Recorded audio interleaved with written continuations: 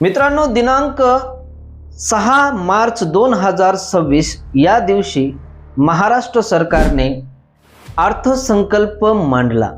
या अर्थसंकल्पामध्ये अनेक गोष्टी आणण्यात आलेल्या आहेत, परंतु सर्वात महत्त्वाची गोष्ट आज जी आपण डिस्कस करणार आहोत या व्हिडिओच्या माध्यमातून ती म्हणजे कर्जमाफी। कारण की शेतकऱ्यांसाठी एक गुड न्यूज आहे।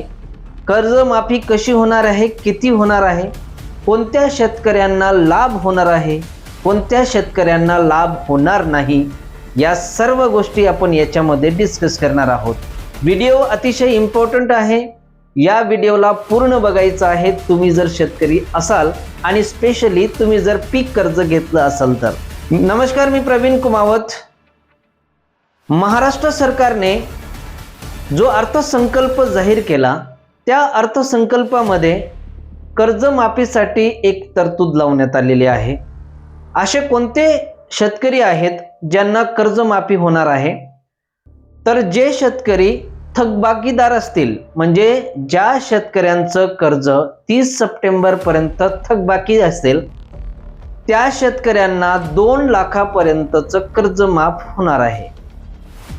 आता या ठिकाणी तुम्हाला थकबाकी असलेल्या जे शेतकरी आहेत त्यांच्यासाठी ही गोष्ट आहे।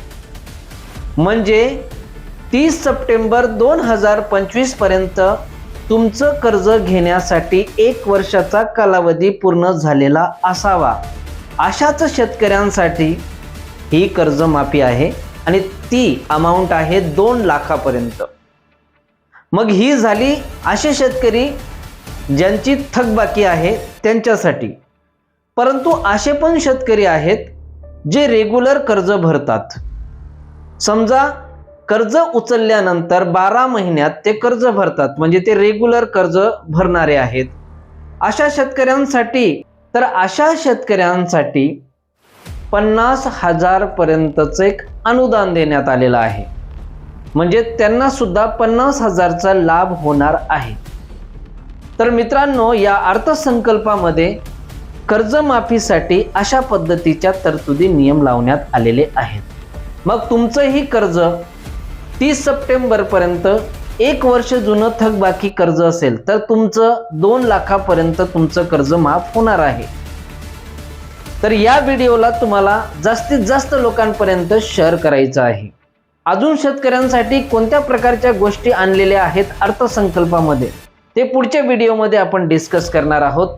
तोपर्यंत जय महाराष्ट्र, जय किसान, जय शिवराय।